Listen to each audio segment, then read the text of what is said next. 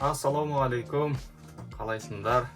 Менің көрермендерім, көптен бері видеом шықпай қалып еді. Мен сіздерге бұрын магнитті пускатель туралы бір видео түсіріп едім. Сол видеоны айтып кетіп едім. Болашақта келесі сабақтарымызда оны практика жүзінде жалғап көреміз деп. Мен сіздерге қазір магнитті пускательдің қалай жалғану керек екенін көрсетемін. Тамашалаңыз. Міне бүгінгі пайдаланатын приборларымыз: магнитный пускатель, магнитті пускатель. Біздерде бұл схемада КМ деп белгіленеді. Бұл данный қазіргі моделіміз PM12. Оның катушкасы міне 220-230 вольт 50 Гц или 220-240 вольттың 60 Гц. Разница жоқ. A1, A2 біздің катушкамыз и 3 силовой контактымыз және нормально разомкнутый блок контакт. Бұл бізге самоподхватқа керек. Мынау біздің екі кнопкамыз. Біреуін кнопка пуск қыламыз, біреуін стоп қыламыз. И бір 6 амперлік цеп управлениеге автомат орнатып қоямыз. Простой схема жинаймыз. Ешқандай зат керек жоқ. Тек пускательдің жасауын қадағалаймыз. Так, видеомызды бастаймыз. Любой жұмыс жасар алдында сақтықта қорлық жоқ. Барлығын қолаппен жұмыс жасау керек.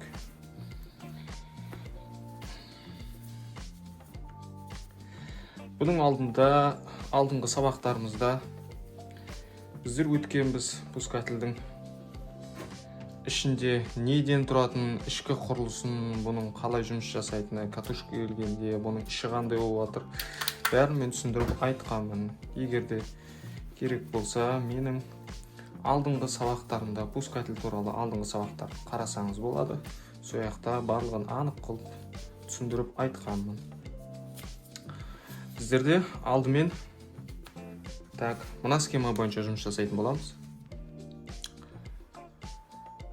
0 ABC үстінде QF деп тұрғанымыз вводной автомат. Автоматты ажыратқыш вводной. Одан 3 фаза шығады, ABC дейтін. Магнитный пускательдің силовой контактілеріне келеді. 1, 3, 5 дейтін. Міне 1, 3, 5 осы үшеуі силовой контактісі. Одан мынау пускательіміз жұмыс жасаған кезде басылады. Басылған кезде мына жердегі контактілер замыкаться етіп 3 фазада. Одан кейінгі біздің 380 кернеуіміз астынан шығады. 2, 4, 6-дан міне схемада да 2, 4, 6. Егерде мынау жасаған кезде тартылады. Бұл қай кезде жасайды? Болған A1, A2 катушкасіне 220-алық, A1, A2 катушкасіне 220 келген кезде ғана мынау тартады. Тартқан кезде 380 үстіндегі 1, 2, 3, L1, L2, L3 дейтіндер астынан шығып кетеді. Яғни мына астында бізде двигатель болса, сол двигательге 380 барады уже. Бұл 13, 14 дейтін контактілеріміз міне. 13, 14 дейтін контактілеріміз біздің блок контактымыз.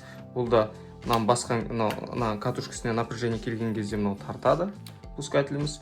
Пускательіміз тартқан кезде ғана мына контакты замыкаться етеді. Қазір ол разомкнутый тұр. Міне схемамызда. Мына жерде бір автоматты ажыратқыш бар, автоматический выключатель. Аты SF деп қойдық. SF мына автоматты аламыз, однополюсный автомат. Оның бұл жерде біздерге цеп управлениеге осы автоматты орнатамыз. Цеп управлениеге бір фаза аламыз. Біздерге бұл катушка міне, пускательдің катушкасы A1, A2. Бұл жұмыс жасау үшін бізге оған фаза керек. Мына фаза бару керек. И 0 бару керек. 0 мына жақтан барады. 0 прямой барып тұр, ал фазамыз әртүрлі нәрселерден өтіп барады. Түбінде мынаған келсе фазамыз, мына 0 келіп тұрса, мына фазына келсе, мына катушка 220 жиналады да, мына катушка тартылады, тартқан соң мыналар напряжение өтеді.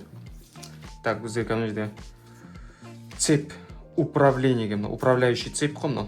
Осы магниттік пускады. Соған мынандай автомат орнатып жатыр.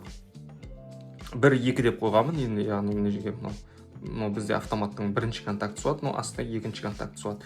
Одан кейін бізде стопқа барады. Стоп бізде замкнутый контакт. Оның аты SB1. Одан кейін пуск бар бізде SB2. Астында блок контакт бар. Мана көрсеткендей мына жерде 13-14 дейтін қапталында тұр. И катушка A1, A2. Нақта. Так, алдымен тексеріп аламыз. Мультиметрді прозвонкіге қоямыз мынаған.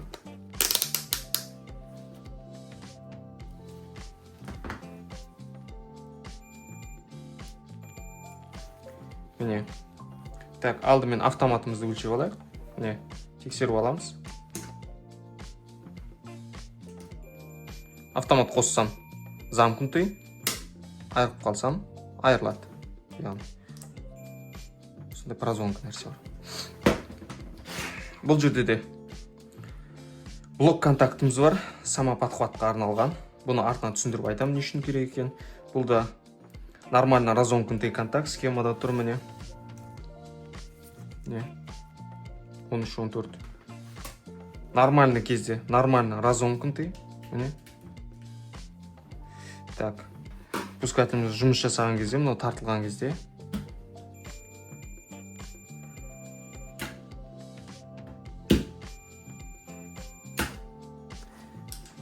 Замыкать істеді. И бізде екі кнопка бар. Екі кнопка.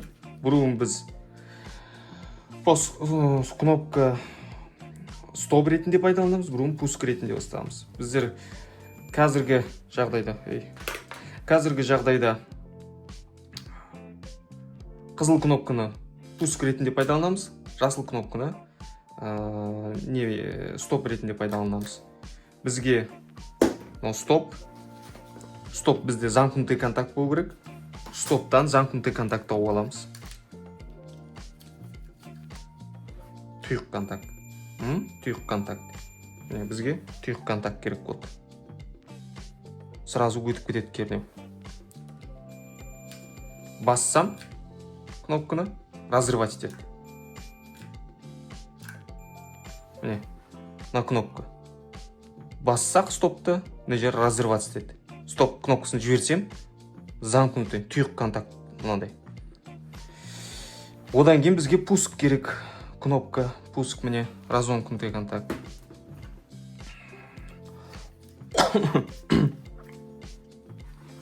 Міне, разомкнутый контакт. Тексереміз. Басқанда тұйықталады міне, пуск кнопкамыз. Басқан кезде, замыкать істеді. Міне.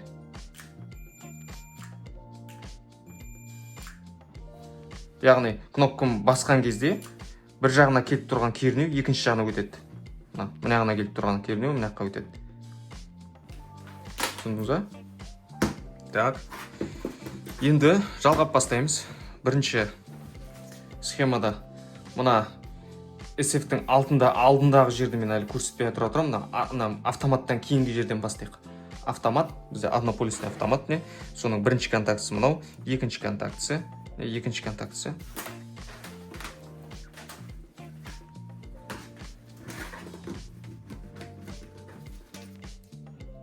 Жалғаймыз.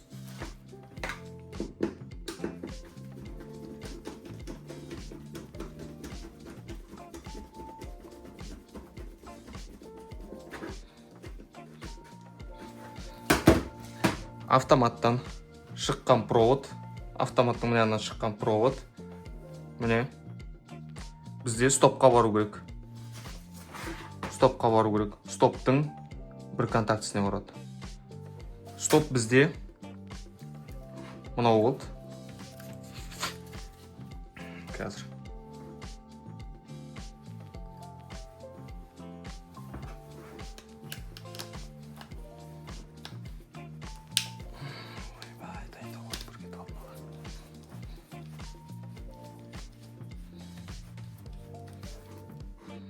Бір контактісін жалғаймыз.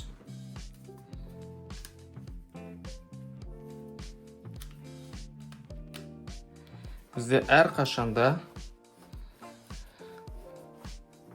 фазамыз ең бірінші стопқа бару керек. Сол затты жаттау керек. Ең бірінші стопқа барады. Любой фаза бірінші стопқа барады. Стоп, потому что замкнутый болады. Түйік контакт басқан кезде размыкать етеді. Жасап тұрған цепті үзеді. Міне. Автоматтан шықты, стопқа барды. Автоматтан шықты, стопқа барды. Стоптан шығады да пускке бару керек.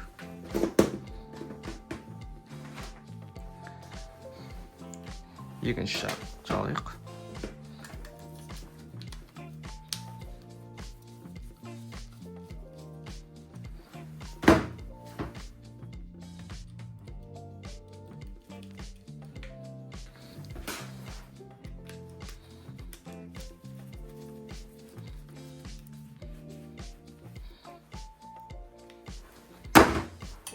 Міне, бұл біздің стопымыз.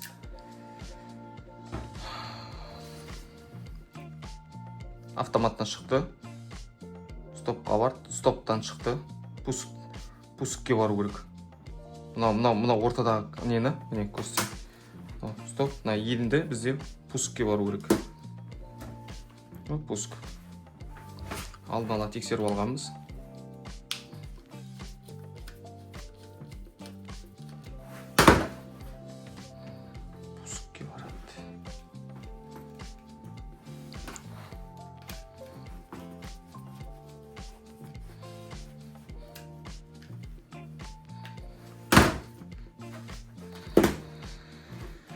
Міне, так, ендігі мәселе бізде пусктен шығады да катушкеге барады.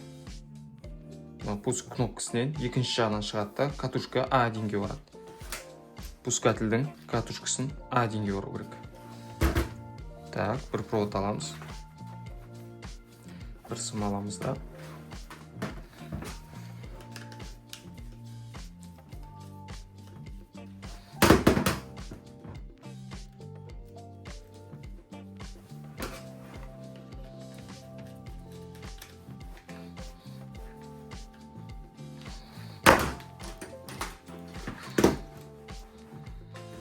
Ол бізде пусктен шығады да А1 катушкаға бару керек та. Пускательдің катушкасының А1-не бару керек. Біздің пускательдің КМ1-нің катушкасына А1-ге бару керек. Міне А1 ашық. А1-ге жалғаймыз.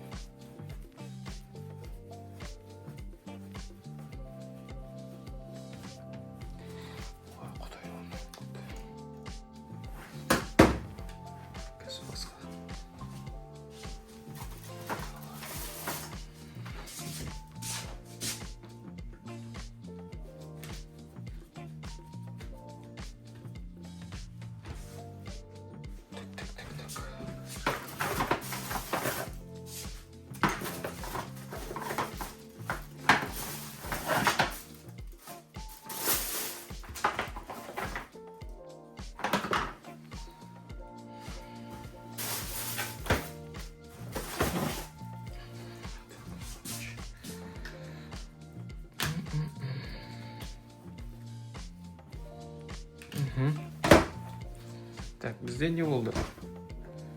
Бізде автоматтан шықты, стопқа барды, стоптан шықты да пускке барды, пусктан шықты катушкеге барды. Оның екінші жағына уже 0 прямой бару керек. біздер жаңа міне автоматтан шығарып пускке, стопқа апардық, стоптан пускке апардық, пусктен катушканың А1-не апардық, ал А2 жағы ол прямой, 0-ден алып тұр. 0 двигатель кетіп атқан 0-ден алып тұр. Оны сосын береміз. Бізде енді қазір мынандай ситуация болып тұр. Біз қазір напряжение берсек, автоматты қоссақ, бізде автоматтан стопқа келеді, стоп замкнутый болып тұр, тұйық, одан сразу өтеді да, пускке келеді и пусктен кейін катушкасына келеді. Катушка мына жағына 0 келіп тұр деп ойлайық, мына жаққа фаза беріп жатырмын. Мен мына кнопканы басқан кезде мына жерге дейін келіп тұрған кернеу, мына пускты басқан кезде ғана барып катушкаға барады. Мысалы бастым деймін. Бастым и сол кезде мына жақтан фаза мына жерге келеді да, мынау тартады. Міне анда 0-ін жалғап қойдық деп айтайық. Мынау тартады. Тартып тұрады да, егер де мен мына кнопканы жіберіп қалған кезде мына жіберіп қалады. Мына пускты бассам мына қайтып тартады, жіберсем жіберіп қалады. Ол не үшін? Мынаны постоянно мына жерге себебі бар, мынаны жіберіп қойсам, мына жерде разрыв пайда болады да, и қайтып мынау жіберіп қояды. Мына басқаннан кейін мынау постоянно бүйтіп тартып тұра беру үшін бұған самоподхват дейтін нәрсе керек. Самоподхват дейтін нәрсе мына тартқаннан кейін мына өзінің қапталындағы блок контактісі арқылы неге барып тұру керек? Фаза катушкасына барып тұру керек. Ол үшін біз міне стоптан пускке бара тұрғы, сол стоптан пускке баратқан кезде осы цептің бойына тағы бір фаза алуымыз керек. Осы цептің бойынан. Бұл цептің бойынан біз стоптың шығып атқан жерінен, екінші контактысынан, болмаса пусктың барып атқан жерінен, екеуінің біреуінің любой жерінен бір фаза алуымыз керек. Оған міне аламыз. Стоптан шығып атқан жері, стоптан пускке барып атқан жері, или пусктен, или стоптан. Мынау екеуі бір цеп қой, міне. Бір сым ғой. Осының бойынан алуым керек. Мына жақтан или мына жерден. Не жоқ, разница жоқ. Қазір аламыз. Мынадан ала қойын. Стоптан ала қойын.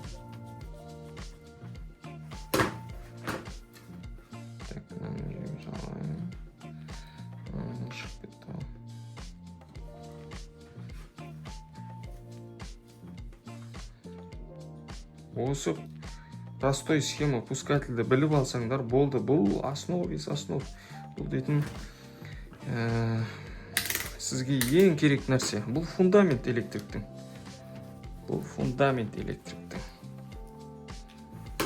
Ой, басында бәрі түсініксіз қиын болады, бірақ потом үйреніп кетесіз. Міне, мен қазір бір проводты алдым. Мына проводты алып жатырық. Ол проводты мына жерден аламыз ба, или мына жерден аламыз ба, разница жоқ. Біз данный моментін стоптан алып жатырмын. Стоптан алдым да, енді оны блок контактқа апаруым керек. Мына катушканың 13-ші контактысына, разомкнутый контакт, 13-ші контактысына апарайын. Міне 13 дейтін мына жерде тұр. Бетейін 13-ке апарайын.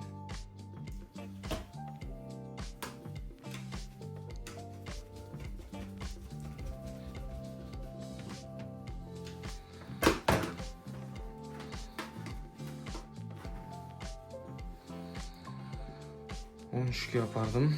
Так. Ендігі мәселе 14-тен шығарып, тоже сондай.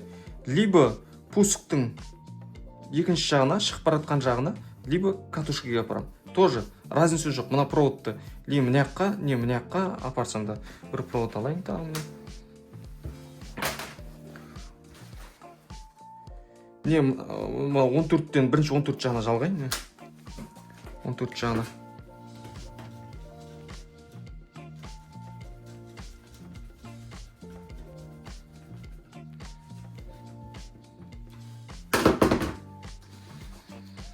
Мен 14-тен жалғадым. Нежде 14-ші контакт. 14-тен шығады да, пусктың либо шығып баратқан жағына, либо катушкаға апарам. Катушкаға апара қойын. Мынаны катушкаға апарам. Менде катушкаға қазір барып тұр не. Пусктен бір провод барып тұр. Сол жерге мен мынаны алам да, дәл соны тоже мына жерге апара қойым. Міне менде бір проводым барып тұр уже пусктен. И мен мына жерге отырғызсам не, оны мына жерге отырғызсам не, бәрібір, бірақ маған ыңғайлы мына жерге. Ыңғайлы деп қоямын, мен жаңа осыны жоғары қатайтып едім. Көрейін, ладно.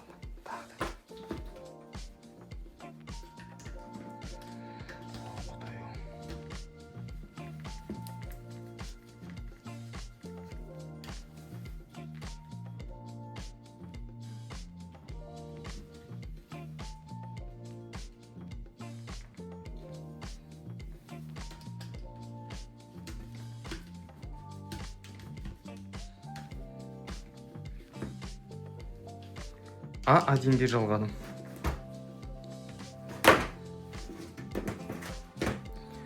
Проводтар көйіп кетті.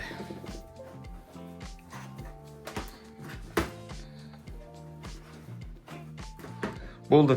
Ендігі мәселеде біздер қазір жаңа мына проводты жалғағаннан кейін, мына катушкаға 220 келген кезде мынау тартады, тартқаннан кейін мынау жабысып тұра береді да, мына пуск стоп кнопкамызды жіберген кезде кернеуіміз пуск разрывать етсе де мына жерде цепті, кернеуіміз не жермен мынау жабысып қалған контакт арқылы бүйтіп өтіп тұра береді да, мына катушка жіберілмей ұстап тұра береді. Былай ұстап тұра береді. Мынаны самоподхват дейміз. Бұл самоподхват, мына пускты басқан кезде мынау тартып тұрады да, мына пуск жіберген кезде мынау қайтып жіберіп қоймау үшін мынау арқылы ұстап тұрады. И біздің катушкамыз тартып тұрады да. Катушкамыз тартып тұрғанның себебінен мына силовой контакттерді тартады да, и біздің двигателіміз жұмыс жасап тұра береді. Мына контакт болмағанда біз мынаны басамыз, катушка тартады, мынау тартады, двигатель қосылады. Біз пускты жіберіп қойған кезде қайтып мынаяқта напряжение болмай қалады и мынау жіберіп қоятын. Сол үшін мына контактты, блок контактты задействовать етіп отырық. Енді бізде тек А2-ке 0 берсек, А2-ке 0 беріп, и фазының алдында мына екі контакт қалды да, мынау автоматтың алдыңғы үстіңгі жағына бірінші контактқа бір фаза береміз, и мынау 0. Біз енді 380 алып атқан жоқпыз, мен бұны просто 220 розеткіден біреуін катушканың мына А2 жағына жалғайын, мына фазасын мына жаққа берем. Онымен қосамыз.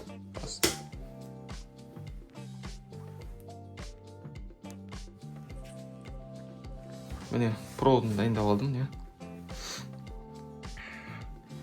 Бізде мына жақта А1-ге келіп тұр ғой. А2 жағына мына 0-імді берем. Себебі фазамыз через кнопка арқылы келіп тұр, а 0-імізді прямой берем. А2-ға берем.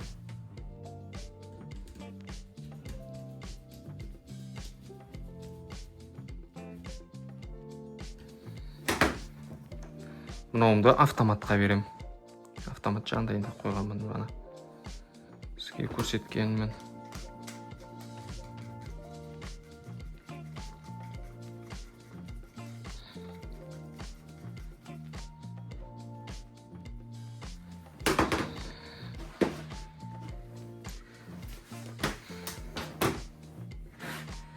Енді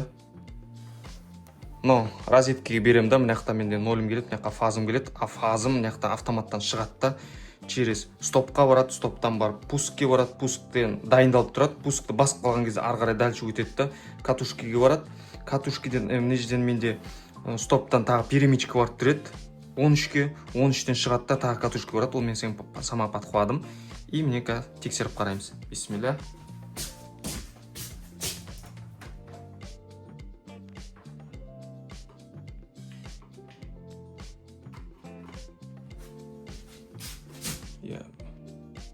Бисмилля. Автоматымыз қостық. Стоп. Пуск басып қарайым. Тартты. Жіберді. Пуск басам. Жұмыс жасап тұр. Стоп басам. Сөнді. Біз мынаны қосқан кезде мына жерінде 3 контактысы қалып қойды. Силовой А, Б, С. А, Б, С. Кнопка басқан кезде тарттым. Мына жерге А, Б, С келіп тұрған фазым тартылған кезде дальше кетеді, двигательге барады, двигателім жұмыс жасап тұрады айналып. Стоп басам, двигателім тоқтап қалады. Себебі катушкасынан 220 кетіп қалды. Катушкасынан 220 кеткендіктен жіберіп қойды да, и мына жердегі 380 айылып қалды. Тек 380 үстіне келіп тұр да, астына өте алмай тұр. Осы көрсетейін дегенім оңай схема, осыны үйреніп алыңыз. Бұл өте қажет схема. Бұл фундамент любой электриктің. Үйреніп алыңызды сұраймын. Егер де қандай да бір сұрақтарыңыз болса, менің комментарийме жазсаңыз болады. Рахмет көргендеріңе. Видео кішкене ұзақтау болып кетсе кешірім сұраймын. Шамам келгенше түсіндіруге тырысып жатырмын. Видеома лайк басып кетіңіз. Рахмет. Сау болыңыз.